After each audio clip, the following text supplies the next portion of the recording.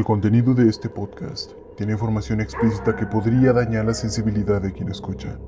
Se recomienda discreción.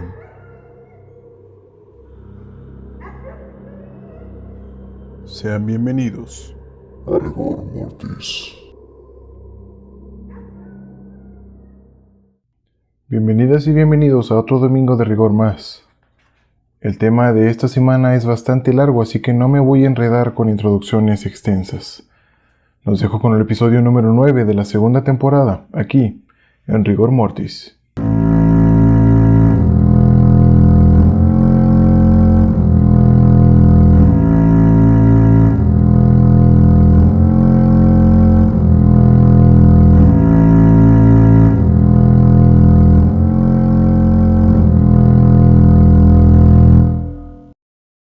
En cada episodio donde les cuento acerca de asesinos seriales, siempre nos remontamos a su infancia, en lo difícil que fue y en todos los abusos, burlas y humillaciones que sufrieron.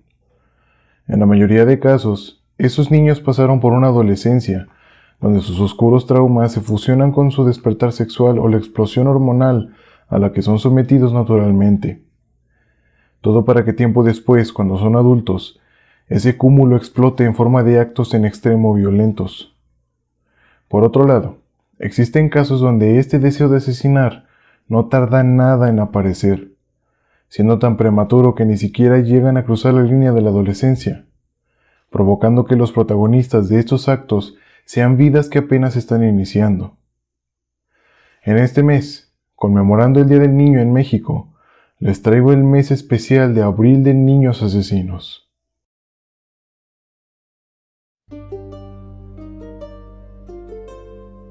Los conflictos bélicos dejan una cantidad de daños colaterales irreparables, pues no solo es la profunda cicatriz social con la que marcan al mundo, sino que después de incluso décadas, los países no pueden recuperar su economía ni el trauma tan profundo que queda a su paso.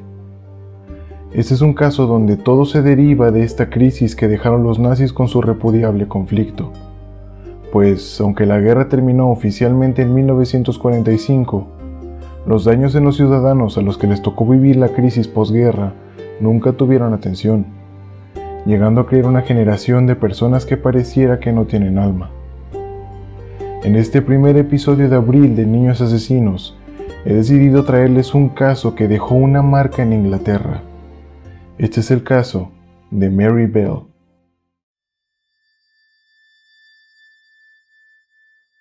El día 26 de mayo de 1957, Betty McCricket, de apenas 16 años, estaba dando a luz en la ciudad de Newcastle upon Tyne, Inglaterra. Betty no sabía quién era el padre de su bebé. Una vez que el parto terminó y le acercaron a su bebé, ella le dijo: «Alejen esa cosa de mí». Estas fueron las primeras palabras que Betty le dedicó a su hija recién nacida, hija a quien nombró Mary Flora Bell. La historia de Betty necesita ser contada, pues está completamente ligada a la vida de Mary. Betty nació en 1940 en Glasgow, Escocia. Fue criada bajo un régimen religioso estricto, pero Betty se desenvolvía perfectamente en este papel. Pronto su madre comenzó a sentirse orgullosa de ella y hasta la iba a enviar a que se hiciera novicia en un convento. Una de sus hermanas, de nombre Isa, decía que Betty siempre se la pasaba dibujando monjas, altares, cruces, tumbas y cementerios. Su familia siempre mencionó que nunca sufrió de algún abuso y que sus castigos no eran en extremo rigurosos. Aunque si se quería dedicar a ser célibe y obediente toda su vida, podemos suponer que algo no iba bien. Su vida transcurrió normal. Nadie observó nada anormal en su comportamiento hasta que ocurrió la muerte de su padre, cuando ella era aún una niña. Esto ocasionó un cambio radical en el comportamiento de Betty, quien comenzó a portarse de manera mimada. Además, hacía rabietas tirándose al piso a patalear y gritar. En una ocasión incluso llegó a fingir que se suicidaba tomando una sobredosis de barbitúricos. Todas estas conductas histéricas predominaron en su personalidad toda su vida. Evidentemente no se convirtió en monja, pues además le tocó vivir los duros tiempos de la Segunda Guerra Mundial, los traumas y la angustia de no tener dinero y en ocasiones estar muriendo de hambre.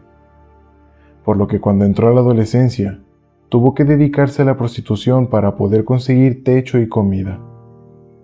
En uno de los tantos encuentros sexuales que tuvo, quedó embarazada, sin saber u ocultar quién era el padre de su hija. Esto le provocó que quisiera deshacerse de ella, pues apenas podía mantenerse y el tener una hija no deseada solo iba a empeorar su situación. Los maltratos que su madre le daba eran variados, desde un marcado desapego al grado de abandono hasta intentos de asesinarla. El primero de estos fue cuando Mary, de apenas 1 año, casi muere intoxicada por haber consumido narcóticos. Ante el accidente, entre comillas, Betty dijo que las pastillas estaban dentro de un tocadiscos y fuera del alcance de Mary. Pero aún es sospechoso que además de alcanzarlas dentro de un lugar inaccesible para una niña de 1 año, pudiera abrir la caja y comerlas, al grado de ignorar el horrible sabor de los medicamentos. Claramente, este fue el primer intento de Betty por deshacerse de su hija. Poco tiempo después, Betty se casó con un hombre llamado William Bell, con quien tuvo una niña y un niño. No hay fuentes confiables que indiquen si el hombre a quien llamaban Billy era el padre biológico de Mary, pero al casarse, Mary es registrada con el apellido de Billy. Tampoco se indicó si su padre abusaba de ella, pero sí se sabía que ambos eran cercanos y tenían una sana relación padre e hija, tratando a los 3 niños de la misma manera, con un detalle muy peculiar. Billy le decía a los niños que le dijeran tío en lugar de papá. Esto para que cuando los inspectores de Newcastle Welfare, institución que daba asistencia estatal, encontrara todo en orden y Betty pudiera cobrar una ayuda por parte del gobierno para viudas y madres solteras. Además, les prohibían que hablaran con policías o personas que parecieran dependientes del gobierno, pues Billy era buscado por la policía por su profesión de ladrón a mano armada.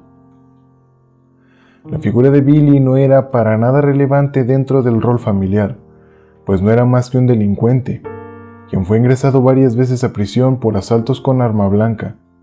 Además que no era un adulto responsable, pues estaba completamente cómodo con que Betty tuviera relaciones sexuales con más hombres cuando salía a prostituirse. Otra de las ocasiones donde Mary casi muere fue cuando la hermana de Betty, Catherine, encontró a Mary y a su hermanastro menor comiendo pastillas de color azul mezcladas con sus dulces. Las pastillas eran tantas que de haber consumido más, ambos niños pudieron haber muerto intoxicados. Pero en esa ocasión, la tía Kat, llamada así por la familia, los sorprendió a tiempo. Después, interrogada por Catherine, Betty solo dijo que probablemente le sacaron las pastillas de su bolsa, tratando de hacer ver como una simple travesura este hecho grave, minimizando lo sucedido. Pero poco tiempo después, Mary volvió a consumir pastillas mezcladas con sus dulces, solo que en esta ocasión quedó inconsciente y para su madre no fue posible despertarla.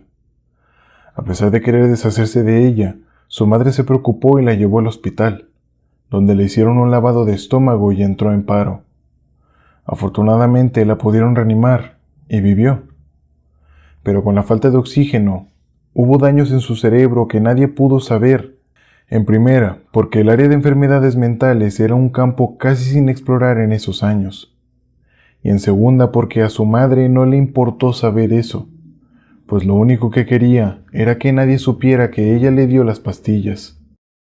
Se cree que este suceso fue suficiente para hacer que la actitud de Mary fuera peculiar, pues en muchas ocasiones las conductas psicóticas son desatadas por el abuso de medicamentos, golpes serios en la cabeza o falta de oxígeno en el cerebro durante ataques epilépticos, el parto o paros cardíacos. Después del accidente en el cual Mary casi muere, su madre siguió tratando de deshacerse de ella, pero no hay evidencia de lo ocurrido. Ante el creciente riesgo que presentaba Mary, estando con su madre, pues Betty dio exactamente la misma explicación. Catherine, su hermana, le propuso que su esposo y ella podrían adoptar a Mary y criarla como su hija. Pero esta propuesta se le hizo ofensiva y cortó contacto con ella y el resto de la familia por algún tiempo. Todos estos sucesos en su corta vida la llevaron a que no se apegara a nadie ni se pudiera relacionar de manera sana con la sociedad.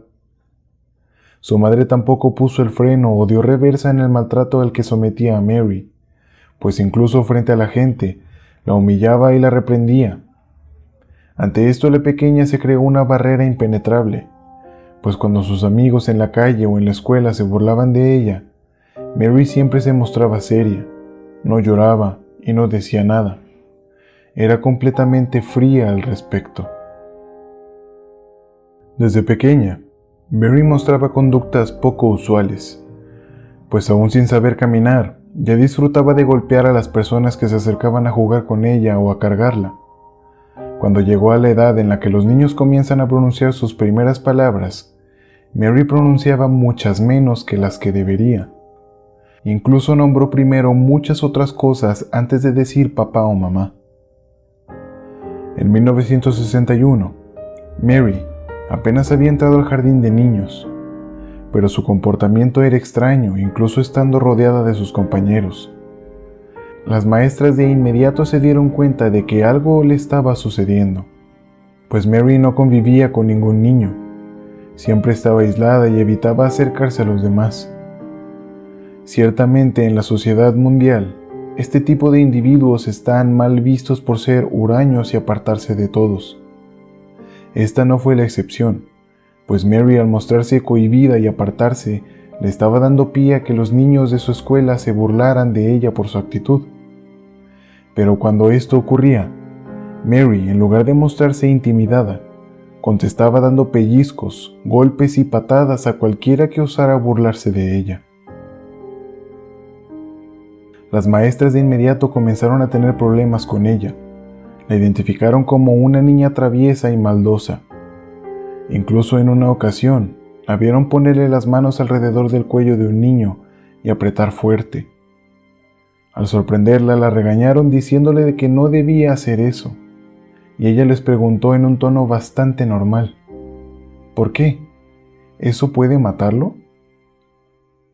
Además, en sus cuadernos escribía estas mismas preguntas.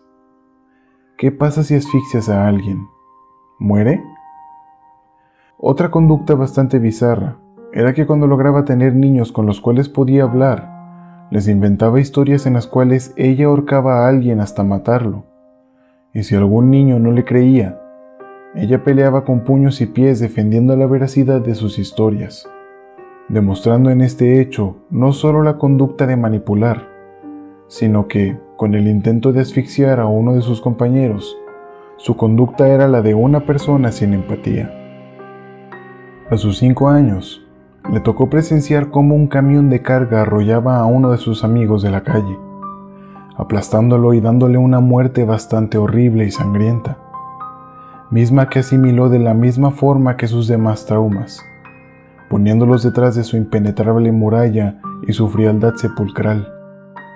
El hecho despertó otra conducta en Mary, pues comenzó a lastimar y asesinar animales callejeros. Esto para satisfacer una de sus más grandes dudas: si asfixias a alguien, ¿éste muere? Mostrando rasgos de psicopatía, pues ella pensaba que los animales a los cuales lastimaba o asesinaba no sentían, disfrutando además de todo el acto. Las cosas iban de mal en peor, y la situación económica en su casa era bastante mala, por lo que Betty tuvo que volver a las calles a prostituirse, pero en este oficio ya no iba sola a dar sus servicios. Ahora la acompañaba Mary. Por supuesto, al principio la llevó con engaños, y una vez que Mary se daba cuenta de lo que se trataba, su madre la obligaba. Betty era una prostituta especializada en el bondage, la técnica de amarrar a la pareja con la intención de provocar placer. Por lo tanto, a Mary le tocó observar cómo su madre inmovilizaba y disciplinaba a sus clientes, golpeándolos además con látigos y fuetes. Mientras la tarea de Betty era disciplinar a sus clientes, el trabajo de Mary era practicarles sexo oral, pues de esta manera sus clientes pagaban más. Para que Betty asegurara que su hija estuviera cumpliendo con su deber, le sostenía la cabeza para que no se quitara hasta que eyacularan en su boca. Desde los 4 y hasta los 8 años, Mary se dedicó, obligada por su madre, a satisfacer las asquerosas fantasías de pederastas. Pero todo se hundió hasta el fondo del abismo cuando su madre tomó la idiota decisión de vender la virginidad de su pequeña hija, quien, aterrada y totalmente desnuda, fue obligada por su madre a tener relaciones sexuales con un hombre. Todo mientras su madre supervisaba que su hija cumpliera con su deber. Mary tenía apenas 8 años. Todo esto no solo era obligado por Betty, sino que Billy estaba completamente de acuerdo con que su hijastra perdiera toda su inocencia y fuera mancillada, abandonando a Mary con su total indiferencia. Mary no podía tener una vida normal, y esto la llevó a comportarse de una manera anormal, pues con todo el estrés y la ansiedad que vivía día con día, y con el trauma de haber sentido el pene de un hombre entrar en ella, comenzó a presentar enuresis, que es la incontinencia mientras se duerme. Esto por los constantes traumas y las vejaciones a las que era sometida. Además, esta conducta se presenta de manera muy común en niños que han sido violados, por lo que es suficiente prueba de que Mary estaba completamente traumatizada por ser obligada por su madre a satisfacer a pederastas. Pero por si el orinarse en la cama no fuera suficiente trauma, su madre actuaba como una verdadera idiota cuando tomaba de la cabeza a Mary y le restregaba la cara en el colchón empapado. Esto, según en su mente taimada, para que dejara de hacerlo. Después sacaba el colchón manchado de orina a la calle y reprendía a Mary, para que los vecinos fueran testigos de lo que la niña había hecho, humillándola por completo. Mary era una niña que constantemente quería cobrar venganza, no tanto de su madre, pues lo más seguro es que le tuviera terror, pero quería desquitarse con algo o alguien, pues deseaba encontrarle sentido a su vida, sentido que no tenía, pues era una pequeña con una vida completamente rota. Las cosas dieron un giro macabro cuando el 11 de mayo de 1968, Mary, con 10 años, empujó a uno de sus primos de 3 años desde la orilla de un cobertizo. La altura desde la cual cayó el pequeño no fue suficiente para que muriera, pero sí para que fuera encontrado tirado en el suelo sobre un pequeño charco de sangre. Al ser interrogada por su madre y su tía Catherine, Mary trató de ocultar el hecho como un accidente, pero fue gravemente reprendida por Betty. El círculo social de Mary se reducía a una sola niña, Norma Bell, su mejor amiga y con la que no tenía ningún parentesco, aunque compartían apellido. Al día siguiente de que tratara de asesinar a su primo, ambas niñas se encontraban merodeando cerca de una guardería. En este lugar solían jugar junto a otros niños. Mientras estaban jugando, hubo una pelea en la que Mary casi mata a una de las niñas. Al asustarse los demás, dieron aviso a los padres de la niña que peleaba contra Mary, quienes después de separarlas, llamaron a la policía. Una vez que llegaron los oficiales, la niña les confesó. Mary rodeó mi cuello con sus manos y apretó duro. Después le hizo lo mismo a Susan. La policía le preguntó a Norma Bell sobre lo ocurrido. La niña, asustada, les dijo a los oficiales. Mary fue hacia la niña y dijo: ¿Qué sucede si asfixias a alguien? ¿Se muere? Luego puso ambas manos alrededor del cuello de la niña y comenzó a apretar hasta que su cara se puso púrpura. Yo salí corriendo de ahí. Ya no soy amiga de Mary. La policía finalmente dejó que Mary se fuera sin llevarla con su madre, calificando el hecho como una pelea infantil y pensando que habían hecho un excelente trabajo al notificarle a Mary sobre las consecuencias de sus acciones. Pero la única que había notificado sobre sus acciones y no se dieron cuenta fue la propia Mary. La amistad entre ambas niñas era muy curiosa. Norma era la hija menor de los 11 que eran en su casa. Cuando estaba junto con Mary, su conducta cambiaba y se portaba altanera, llevando ella siempre el puesto de vocera, pues Mary siempre era callada, fría y no demostraba ninguna emoción. Siendo Norma la líder, pues su personalidad menos audaz e impulsiva la llevaba a que pensara y calculara mejor las cosas antes de hacerlas, mientras que Mary era totalmente lo opuesto. Este contraste tan marcado en sus personalidades las llevó a que forjaran una muy buena amistad, pues se complementaban casi a la perfección. El 25 de mayo de 1968, justo un día antes de que Mary cumpliera 11 años, convenció a Norma para salir a jugar, pero además llevaron a otro niño para hacerles compañía. Él era Martin Brown, un vecino que tenían.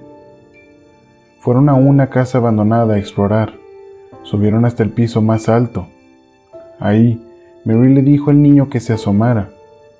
Martin se asomó y sin pensarlo, Mary lo empujó. El niño cayó, pero no murió.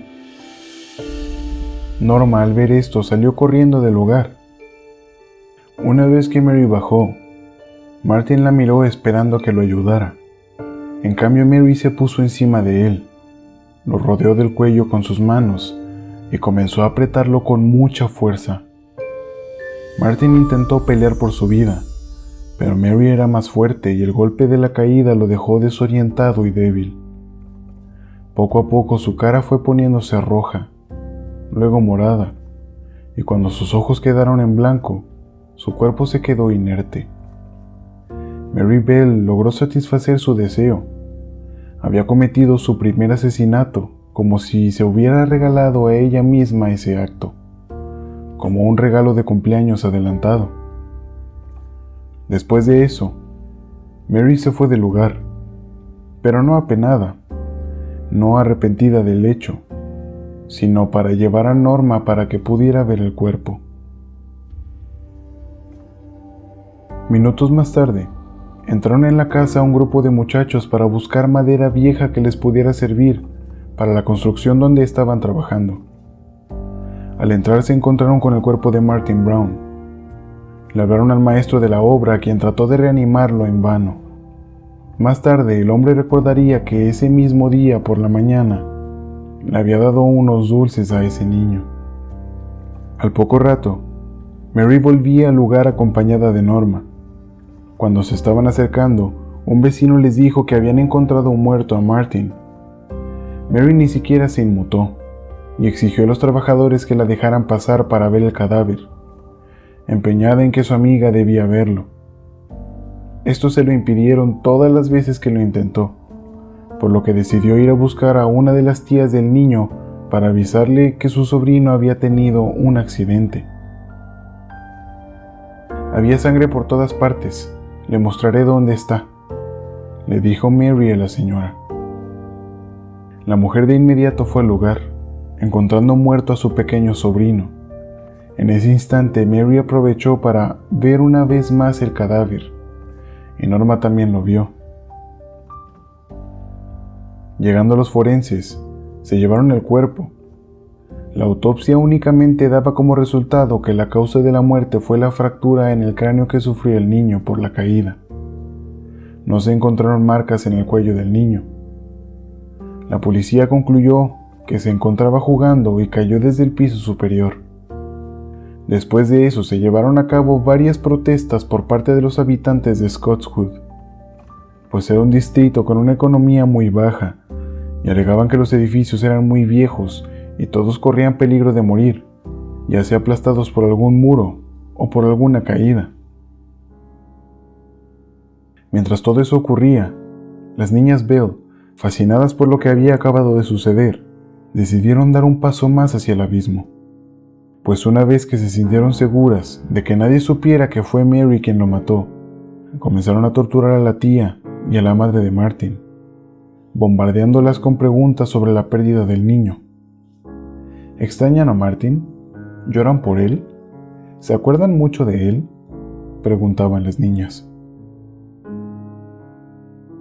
Ante las reacciones de las mujeres, las niñas intercambiaban miradas de complicidad y burlas, cosa de la cual la madre del niño se dio cuenta, pero no reaccionó ante estas conductas con algo más.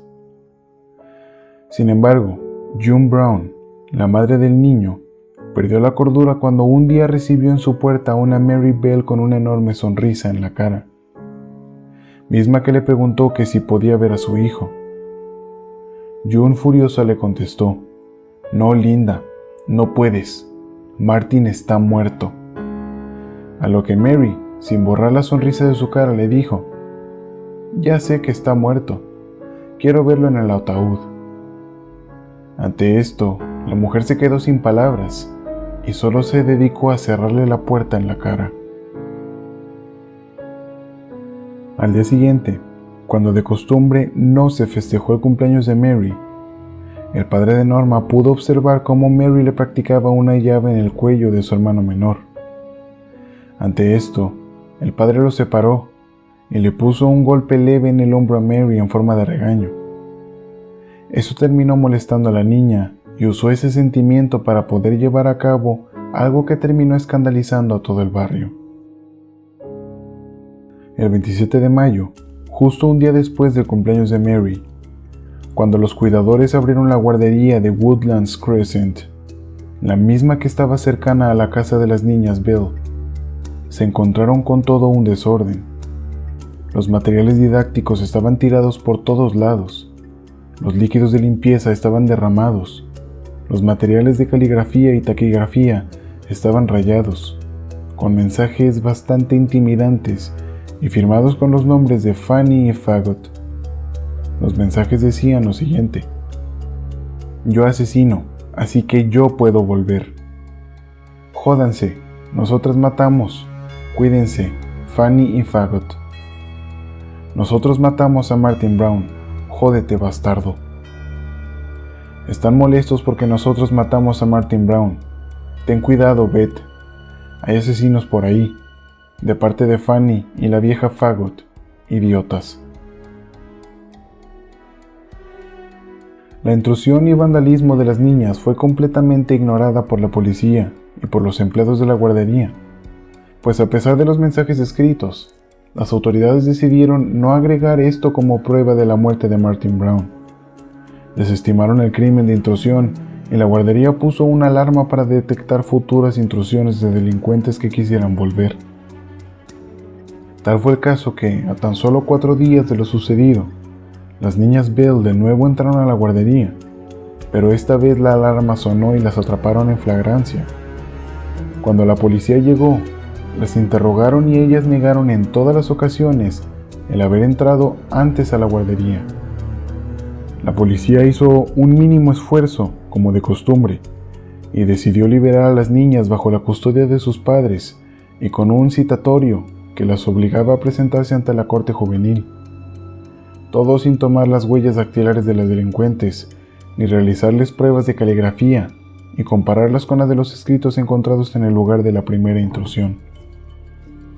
Pero si esta prueba no era suficiente, el 27 de mayo por la mañana, un día después del asesinato de Martin, Mary dibujó en su cuaderno, mientras estaba en la escuela, una casa vieja, un niño tirado en el suelo en la misma posición en la que se encontró el pequeño Martin. Coloreó un charco de sangre rodeando el cuerpo, un frasco de pastillas que decían aspirina y un hombre caminando al cadáver. Después escribió con mala ortografía: «El sábado estaba en la casa y mi mamá me mandó a preguntarle a Norma si podía subir conmigo. Nosotras caminamos por Margaret's Road y había una muchedumbre al lado de una vieja casa. Yo pregunté qué pasaba. Encontraron ahí, estaba un niño tirado y muerto». Incluso un maestro se encontró con el relato, pero no advirtió a nadie, pues lo más seguro es que la niña pudo haber presenciado eso y haber quedado bastante impresionada.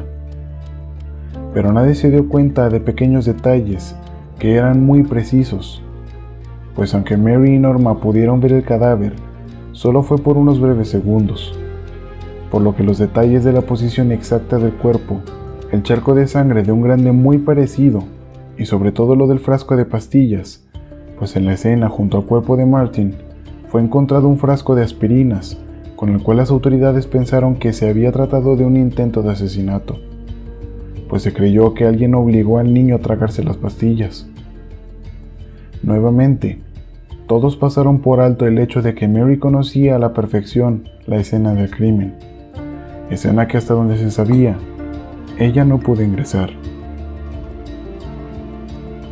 A una semana de que tuvieron que ir a la corte por el citatorio que la policía les dejó, las niñas Bell pelearon entre ellas. Mary, quien era la mayor y más fuerte, tiró a Norma y la pateó en la cara. Esto mientras un niño era testigo de la pelea. Mary le gritó a Norma: «Yo soy una asesina». Ante esto el niño se echó a reír a carcajadas, pero Mary siguió con su rabieta y señaló a la casa donde fue encontrado Martin y dijo: «Esa casa por ahí, esa fue donde lo maté». El chico siguió riendo, pues esa costumbre mitómana de Mary ocasionaba que ya nadie le creyera sus historias fantásticas. El extraño comportamiento de Mary no disminuyó. Un día fue a la casa de un vecino. Cuando abrieron la puerta, Mary les dijo que tenía algo que revelar. Tal vez por estar molesta con su amiga, pero dijo que sabía algo de Norma que la enviaría de inmediato al manicomio. Dijo que había estrangulado a Martin y que después lo dejó caer desde muy arriba. Mientras daba su confesión, decidió ilustrar todo llevándose las manos al cuello y sacando la lengua, a modo de replicar una escena de ahorcamiento. Ninguno de los presentes se tomó en serio la confesión. Todos rieron con lo que la niña les decía, y si alguno notó algo extraño en lo que dijo, se lo calló. Mary había cometido un error, pues confesó el crimen al tratar de llamar la atención, pero nadie la tomaba en serio. El 13 de julio de 1969, Pat Howe, de 10 años, buscaba a su hermano Brian, de 3 años. Se comenzó a preocupar, pues el niño nunca se iba lejos. Las niñas Bell se encontraron a Pat y con un extraño entusiasmo se unieron a la búsqueda del pequeño. Comenzaron a guiar a la niña por varios lugares, pero no daban con el niño, así que decidieron llevar la búsqueda más lejos. Pasaron las vías del tren y entraron en la zona industrial del barrio. Era una zona tétrica, llena de materiales de construcción, autos abandonados, basura y escombro. Mary fue quien rompió con el silencio derivado de los nervios de Pat. Le dijo a la niña: «Tal vez Brian se encuentra jugando entre esos bloques de allá». Pat ni siquiera quiso buscar, en cambio quiso regresar, pues era un niño de 3 años y era muy poco probable que pudiera ir tan lejos él solo. Así que Pat volvió a su casa y avisó a su familia de su fracaso en la búsqueda de su hermano, lo cual frustró los planes de Mary, pues en ese lugar estaba el niño, pero ya estaba sin vida. La policía encontró al pequeño, ese mismo día, en el mismo lugar que Mary le había dicho a Pat. El cuerpo estaba semicubierto por pasto y maleza. Estaba desnudo. En las piernas tenía varios cortes profundos, mientras que su cuello tenía marcas que confirmaban que lo habían estrangulado. Además que su pene estaba despellejado y estaba casi desprendido. Al lado del cuerpo encontraron unas tijeras y mechones rubios de la cabeza del niño. Levantaron el cuerpo y en un inicio no se percataron, pero momentos más tarde se dieron cuenta que en un inicio era una letra N la que habían cortado, pero después se marcó una línea más para completar la letra M, misma que no fue por la misma mano, pues las heridas tenían profundidades distintas. Además pudieron descubrir que las heridas fueron post-mortem, pues la causa de la muerte fue asfixia por estrangulamiento. Lo habían ahorcado y después le hicieron todas las heridas, incluyendo el retirarle parte del prepucio al niño y casi arrancarle el pene. La investigación para encontrar a los culpables del hecho había comenzado, pero esa parte de la historia será para el próximo episodio. Déjame tu opinión en la sección de comentarios en tu plataforma de podcast preferida, o bien en redes sociales o YouTube. Espero que el episodio les haya gustado. Si fue así, recuerden calificar el programa y el episodio donde me estén escuchando. Esto me ayuda mucho. Compártanlo con quien ustedes quieran y no olviden que en Instagram y en Facebook publico las imágenes de archivo de los casos. Para que su experiencia esté completa, pueden seguir el programa en Facebook. Aparece como Rigor Mortis Podcast. En Instagram está como @rigor.mortispodcast. Yo soy Eduardo Miranda y me pueden seguir en Instagram como @real.biged. Gracias por prestarme su tiempo y sus oídos. Esto fue Rigor Mortis y ustedes son asombrosos. Hasta la semana que viene. En el próximo episodio de Rigor Mortis. Ya conocimos la traumante pero corta vida de Mary Bell. Ya conocimos los orígenes que dan como resultado este instinto asesino. Pero todavía falta historia que contar, pues sus asesinatos solamente son el inicio de su historia. Acompáñenme en el próximo episodio a descubrir qué fue lo que pasó después. No se lo pueden perder. Estreno el próximo domingo.